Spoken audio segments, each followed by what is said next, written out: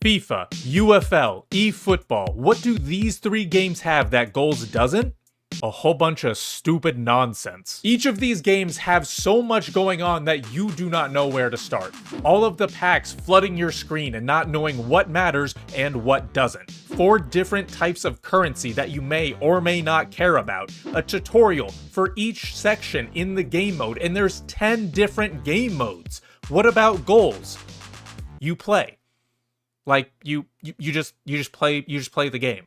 Hello. There's still a store for packs, there are still things to learn, but they don't shove it in your face. You load into the game, hit play, and go from there. There's no hand-holding, no extra fluff to worry about. The game just says go, and you play the game however you want, which typically involves getting scored on multiple times because you're terrible at defending. You finish a match, you search from the end game screen, and you immediately go into the next one. There's no need to quit out to the menu. It's all about playing.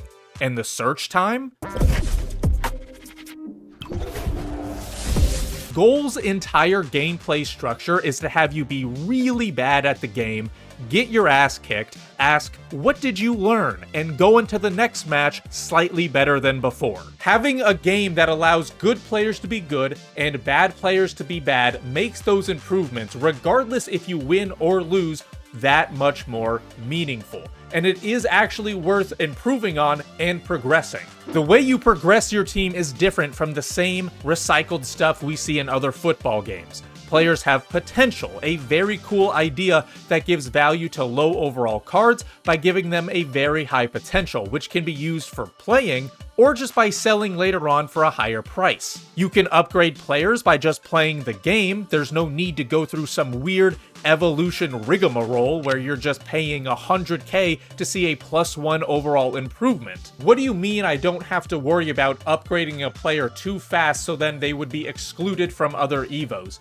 I got a PhD in planning for that specific reason. You're saying I can just play and see the upgrades from there? Yeah, I don't know, man. Making Evo chains is how I spend my Saturday night. But the specific thing that makes it so worthwhile is the concept of players retiring. No yearly resets where I have to spend at least $70 on virtually the same game, and we won't have to wait for the next game cycle for a meaningful upgrade. That also gives us a better chance to connect with your players. Eramenko 2.0 is on his way, baby. So it's worth playing because of the upgrades, the potential, the ability to connect with players, no stupid yearly game cycle. But is it worth playing just to play?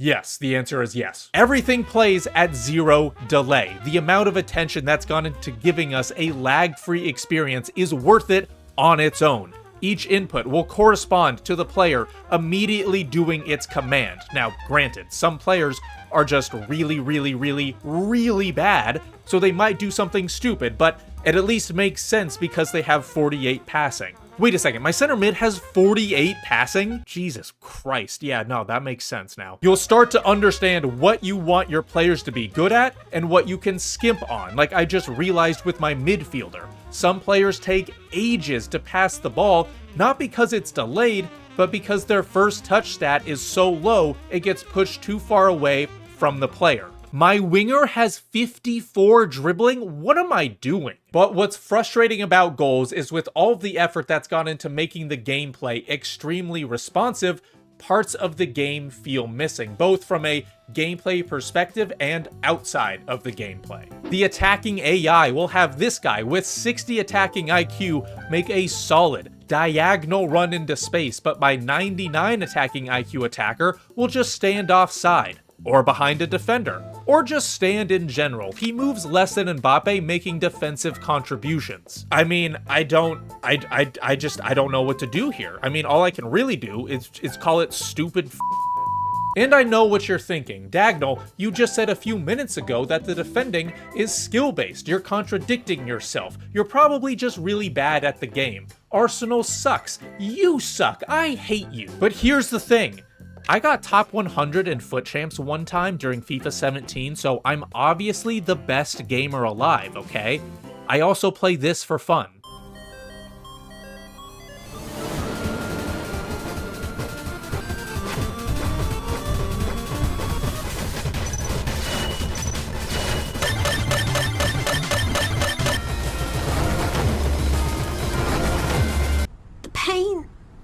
Make it stop. Nothing compares to the heinous atrocities that I've endured playing this, meaning I can put up with a lot, so when I say some parts of the gameplay need fixing, they need fixing. Now the game modes are good too, but that's another thing that's lacking. The ones that they have are set up well, and they're exactly what they're supposed to be, and I'm not saying we need 50 different things, but it's clear that this game is for people who want a more competitive experience, and hopefully the Pro Club-esque game mode that was in the beta gets added soon, because then it would at least give us a reason to play with friends, and it would be the pinnacle of football esports. Having fake players is not a huge deal for me because it's not career mode and I can still connect with my players, but I know it's a big deal for others, and admittedly, the lack of licenses and atmosphere put a damper on the experience. The same goes for graphics, and again, as long as it doesn't look like Doom from 1993, I'm good with it, but it would add to the atmosphere. And it's this lack of details that could initially turn players away. There aren't even any stats available after a match. I had a crazy game end 8-4, and it was basically a 1v1 between my striker and his attacking mid. His guy would weave through defenders, making me look stupid. My guy would hit a banger. His guy would score a beautiful, looping header over my keeper. My guy would hit a banger. His guy would speed past my defense and perfectly finesse one into the bottom corner. My guy would do the same. No, I'm just kidding. He would hit a banger.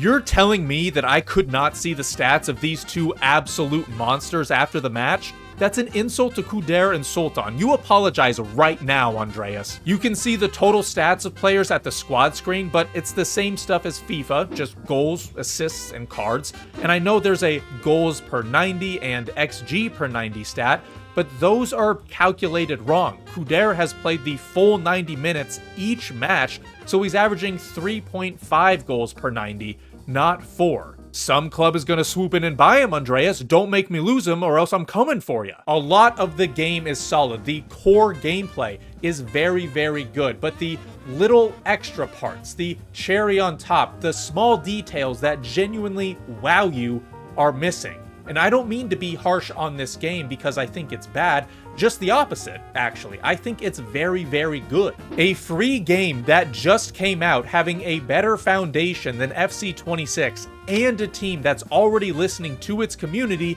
has the potential to be special. So it's because of that potential that I have to say these things, because I want it to be as good as possible. The good news is that a lot of the issues seem to be easy to fix.